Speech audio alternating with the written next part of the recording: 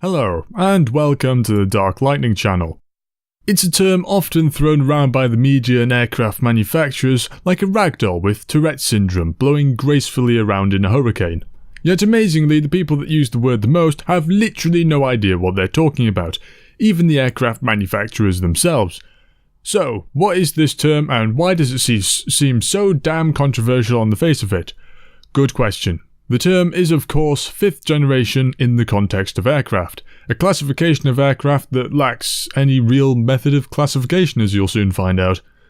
However, to understand why the term is so damn retarded, we must look at the reasonable, more credible aircraft classifications. I say reasonable and more credible, it's not really, it's only by a small margin, but a margin nonetheless.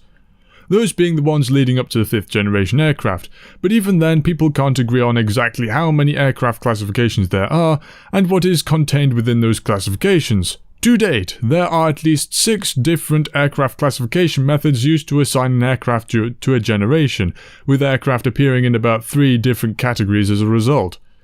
The MiG-21, for example, depending on the classification definition, can fit into the 2nd, 3rd, 4th, and arguably even 5th generation. What the fuck, guys? You're supposed to be aviation experts, not spontaneous spastics trying to decide if a tomato belongs in a fruit salad or not.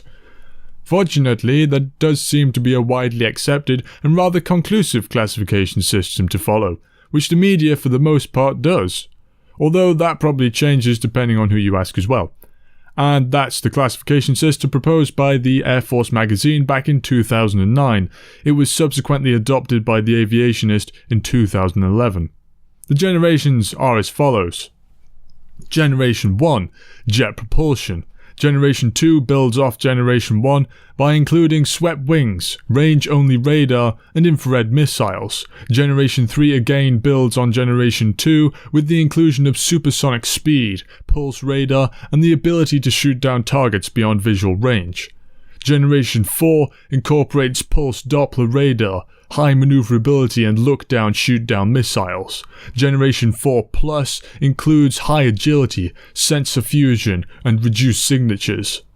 Generation 4 Plus includes active electronically scanned array radar, continued reduced signatures, or some active waveform cancelling stealth, and the inclusion of some supercruise capability. Now, there is a 5th generation definition here, but it's not the one the media uses. To elaborate, the media, as we know, like to use Russia as a punch bag. It's their fallback for when they're running out of dirt to dig up. I'm sure you'll have noticed that if it's not Donald Trump or North Korea on the news in a negative light, it's Russia. So of course when Russia showed off the 5th generation fighter prospective aviation complex and frontline aviation program in 2010, the media went nuts over it. God, that was a mouthful. Even the more respectable news sources such as the Business Insider UK were jumping to conclusions like they just found the world's largest fucking trampoline.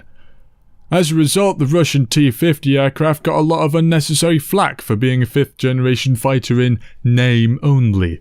What the media seem to forget is that the T-50 up until a few months ago didn't have a designated number. The T in T-50 meaning that it was still in the prototype stage, and everybody seemed to conveniently forget that. Such accusations included that the T-50 didn't have full data fusion, lacked supercruise capability, and didn't have proper stealth.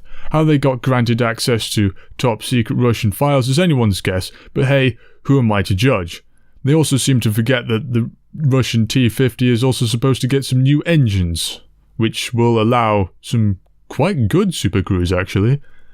However, the same media outlets kept quite quiet when it became apparent that the F-35 couldn't supercruise for long durations without destroying the engine. Worse still, the F-22 by the media's definition doesn't fit into the category either, as while it does have full sensor fusion, it hasn't got full data linking capability, and during that time it didn't even have an advanced electronics suite compared to the F-35. In fact, it wouldn't be until 2011 until they actually started to think that upgrading it after 10 years might actually be a good idea, and even then the upgrade program funding got moved in 2014. And yet the media didn't pick up on this at all. At this point, the media is about as reliable as Schrodinger's cat with a flammable fire extinguisher.